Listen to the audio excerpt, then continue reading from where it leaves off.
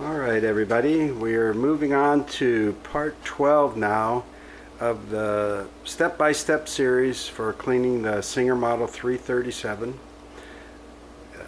As I mentioned before, after I clean the main body and oil it up, I usually take all of my parts bags and empty the parts out and just do one setup here so I can clean everything else. And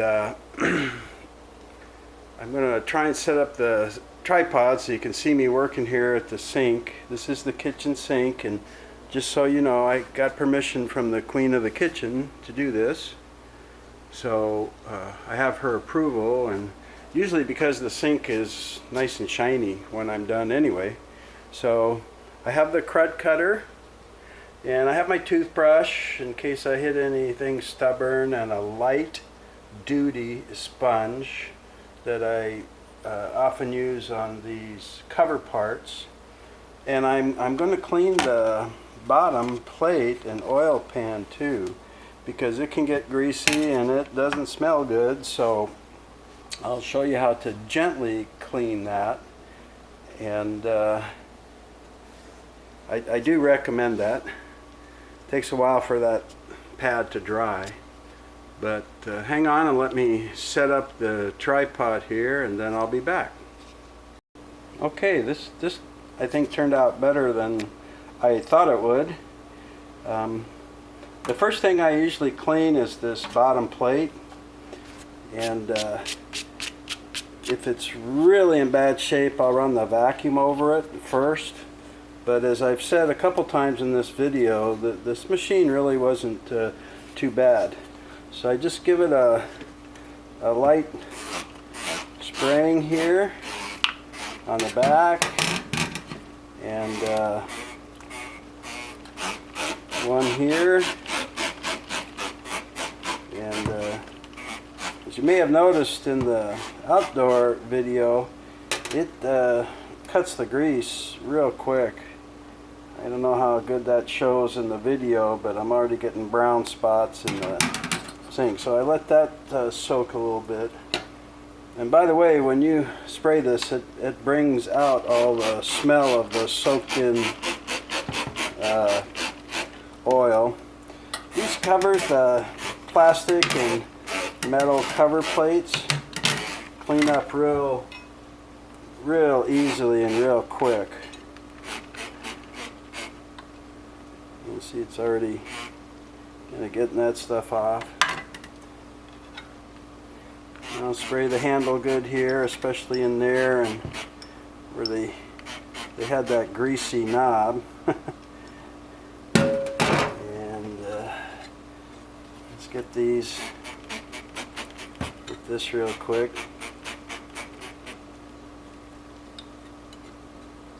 Alright, so there's my bigger parts, and I'll just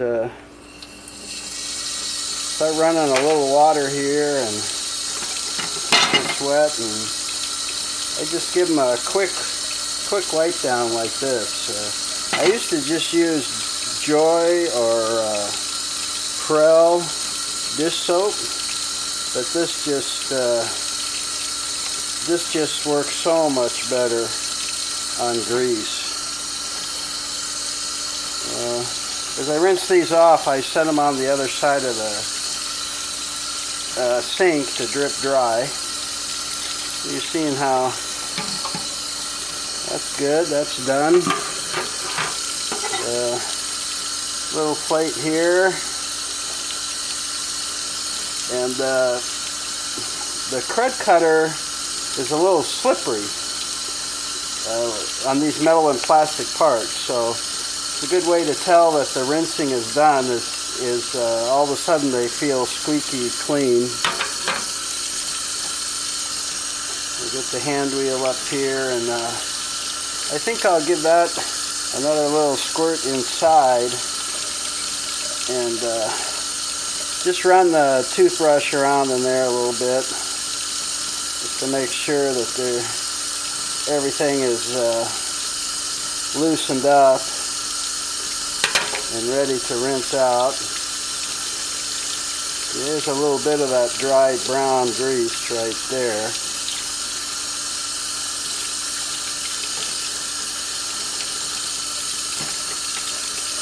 And one more squirt. Looks like there's some staining in here from that belt. So I'll give it a squirt and just go over this part real good.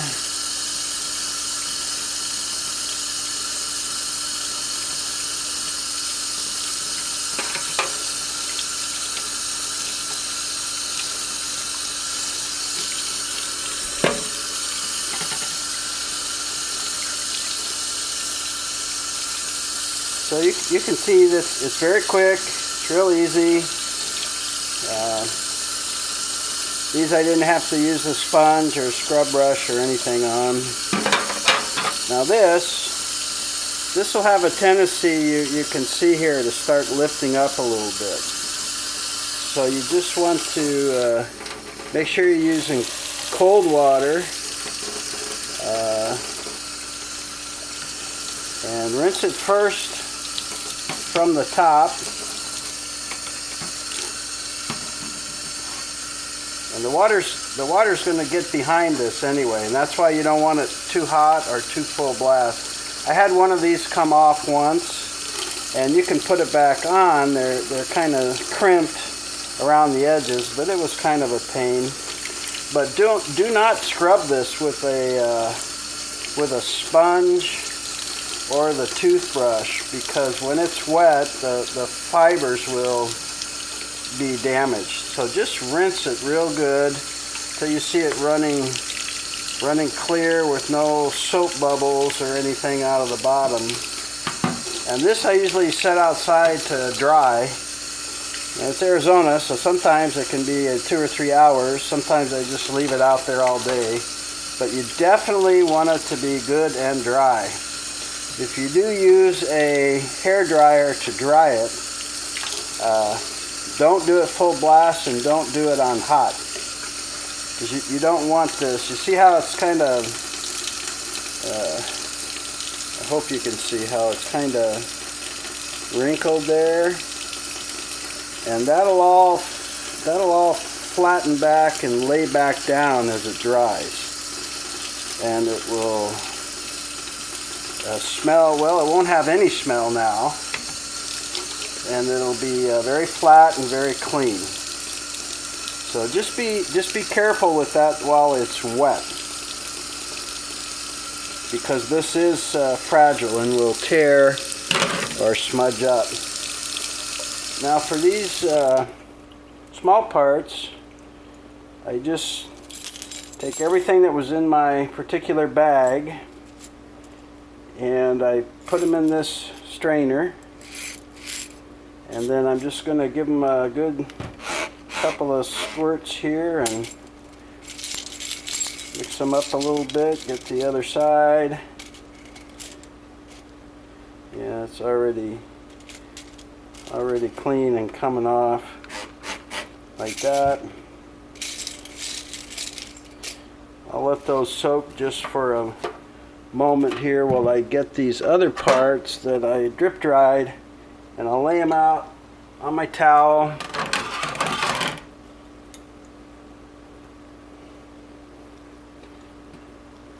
And sometimes I'll take a hand towel and pat them dry. You know, I wax the whole thing here.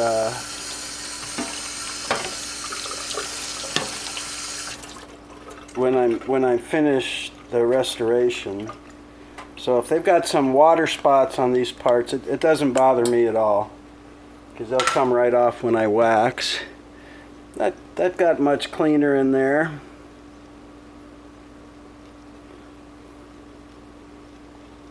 Looking really good. So I do have a stopper in the sink here, so nothing's gonna get past me. But these are already clean, so I'm just gonna gently rinse them off here. I've got a little spray too, and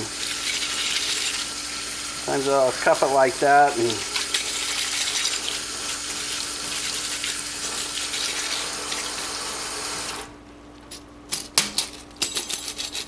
Then I'll just take them to my towel. Let's see if I can. Oops, nope. Went to that. I just dump them out on the towel. Is all. Then I get the next batch. Put them in the strainer. This is for the whole bobbin area. So I've got the bobbin holder, needle plate, bobbin cover plate, feed dogs, the plate spring, needle holder, all those parts if you remember from those. And I'll just give them a good spray here and let the chemical do the work. The two things I usually do scrub a little bit on this are the feed dog teeth, like that. And this type of a bobbin holder, I did scrape it out, but it's got a track in here around the edge that goes on the race of the hook. So I always want to be sure I get any grease and thread dust out of there. And everything else, you know, I've had some that are needle holders that are just particularly bad with the varnishing, and I might scrub them a little, but these are already pretty clean. I'll just scrub that from rubbing on the aluminum slide there. So cold water, and just rinse everything good. You can tell by touch. If you use gloves, you'll still notice that it's like squeaky clean. So get these all good, rinse them off good. I'll show you this one, maybe you see how nice the bobbin holder came out here.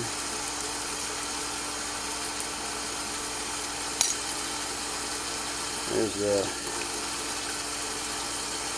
zigzag presser foot.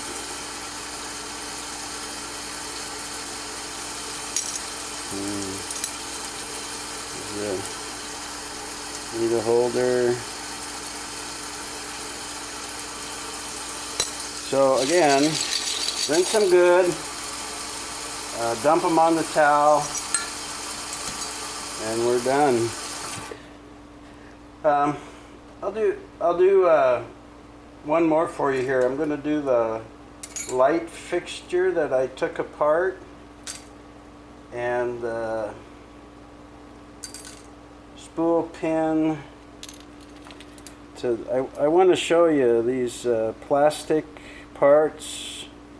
These all smell musty and have that tobacco smell. And these are the nylon parts, or I told you you can clean plastic and rubber with this. And so we're going to get all of these, and same story. Give them a couple sprays and mix them around a little bit to make sure that chemical crud cutter spreads around on them good, you know, that it gets everything coated. I'll add one other part from the other. That's my little blue bobbin winder tire, just to show you it cleans rubber too. And one of the last videos I do in this will be dismantling and cleaning and setting and adjusting the foot controller. And this machine even has a set of blue cords that go with it. So I want to clean those up and make them look real nice. And I use the crud cutter for that, and I'll show you how. You just protect the ends of the cord and just spray it with crud cutter. But these are all looking good now. So I just rinse them off.